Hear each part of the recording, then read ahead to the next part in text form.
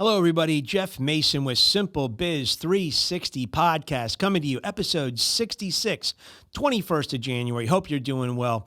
Hey, we got Dietz on the boards here. We're going to be bringing him a little more this year, having some fun with him, but great partner. We're here from Half Coast Studios here in St. Louis, Missouri, broadcasting. And guys, if you like the show or you're new to the show and you want to start subscribing, man, if you're a YouTube viewer, if you see down on the bottom right-hand corner as you're looking at our screen, there's a little favicon down there. Just hover your cursor over that, and that'll allow you to subscribe. If you're on our YouTube actual channel, you'll see the subscribe button there. And then if you hit the down arrow, you'll actually see descriptions of everything. It's got everything on all of our 26 listening links there as well. So if you're a listener or you want to, back it up, or you drive a lot and you want to, hey, I want to put it on Stitcher, Spotify, or whatever, we just invite you to go there and you can connect real quick and then subscribe through that too. So got a bunch of different ways you can do it. We'd love to have you. We're excited to be here this year. We kicked off our inclusion challenge last week, which is the acronym AFD: Appreciate, Focus, Deliver. And today we're going to be talking about something cool, in our cup of coffee vein, if you will, transferable skills. Now, a lot of people look at that and might think that's an old phrase, that's some old stinking thinking.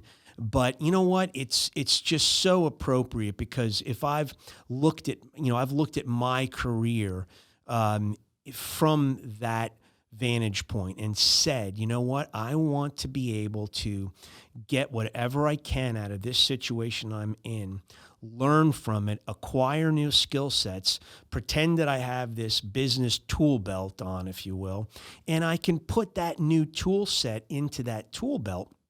Or, if it's a suitcase, I can put it in that suitcase and take it with me and transfer it to my next job opportunity. So we kind of want to just flush that out today. Real simple, 5 simplified tenets for it. And I really just want to start by saying, desire new skill sets. So what do I mean by that? If you're a listener or viewer, you really have to, even if you're in a situation you don't like, a company you don't like, or a period of your career you're not happy with, there are plenty of things that you can take away from that situation and learn and take with you to the next job, good, bad, or ugly, right? And if you're in a great position and, you never know what might happen. We've seen a lot of furloughs. We've seen a lot of people lose their jobs in 2020, and, we don't know what's going to happen in the future. So, maybe you're in a great situation and your company is packed with best practices. Man, I encourage you, desire to acquire these new skill sets, and just always look at every day you're going through as an opportunity to learn a new set.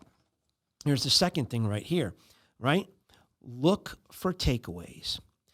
There are always takeaways there that you can use. They're hidden sometimes. Sometimes you don't recognize them. Sometimes they don't jump out at you, but they're there. And I just encourage you that in that same, it kind of combines with desire new skill sets, but really look for those takeaways. And what I mean by that is sometimes on the drive home, as you're trying to, maybe you're wrestling with sleep at night and you can't get to sleep. Think about the day you had and ask yourself, what can I take away from that particular day or those set of circumstances, or that issue I was working through, or that problem, or that new project we started on? What can I actually learn from that? So that would be the next thing I'd encourage you to do. Next thing is record the results, right? And right, wrong, or improve, good, bad, or ugly. But you take those results, you record them, you write them down, and you identify in some type of journal or on your computer or somewhere you can store these notes. Print them off, leave them electronically, whatever you want to do. But again, I'm asking you to ask yourself, what skill sets can I acquire from this situation? What takeaways do I have? And now I want to record them, and I want to put down, what did I learn from it that was wrong? What did I learn from it that was right? And what did I learn that we improved on? And I could take that improvement lesson and do something with it. I think I shared with you a while ago, that situation, that company I worked for, that was really it was a bad 3 years of my career. I was unhappy every day of my career there, every day of my employment there. But and it was so hard. I was an executive vice president of a company and maybe the number 3 guy in the company, if you will. And it was just difficult. I did not enjoy it. But holy smokes, it had so much to teach me. And I would not be here today had I not gone through that. So there were takeaways galore, and a lot of them were wrong, were things I did not want to take with me and drag into my next position. But nonetheless, I was able to identify them. I was able to look at them critically and say, hey, this is something I don't want to do, and these are the reasons why. Record it, and bingo, you've got it forever. And it's just a great, it's a great way to look at things. Mistakes are really an opportunity. And I love to say, problems are just an opportunity in disguise. But you can see right here, mistakes are equal an opportunity. And so embrace these mistakes, right? Embrace the lessons learned out of them.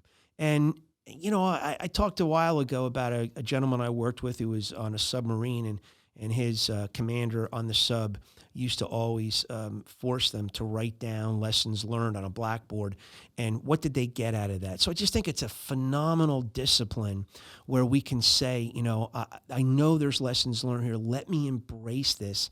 And these mistakes can help me prevent from doing this again. There's always phenomenal things we can take away and plug into the future. So just think about that. And then transfer, right? Transfer these new skills to the next job opportunity, to the next set of situations. But I brought a suitcase with me. It's just too big for the table, but it has a little transfer tag on it from Southwest Airlines.